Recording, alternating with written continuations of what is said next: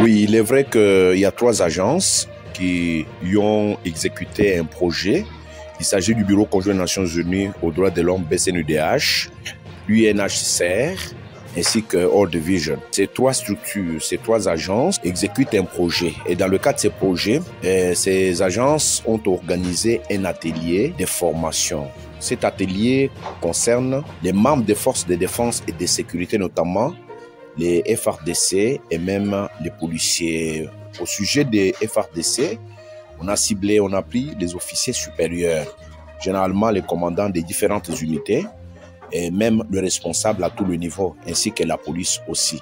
Les thématiques qui ont été retenues étaient notamment le droit de l'homme, notion basique des droits de l'homme. On devrait aussi parler, ou on a parlé des violences sexuelles et surtout les violences liées à la situation de conflit. Non seulement réduire les effets de la guerre.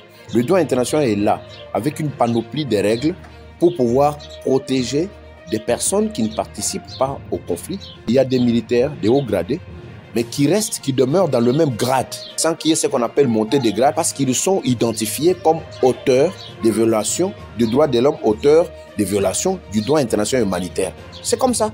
Moi, je leur ai dit, c'est un message de conscientisation pour leur expliquer que la Commission nationale des droits de l'homme est une institution d'appui à la démocratie. Ça, c'est la partie nationale.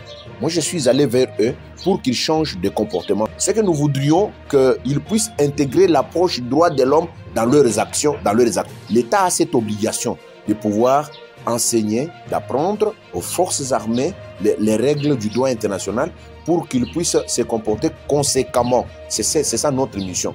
Non seulement vulgariser, diffuser, mais aussi enseigner, c'est ce que nous faisons à notre niveau.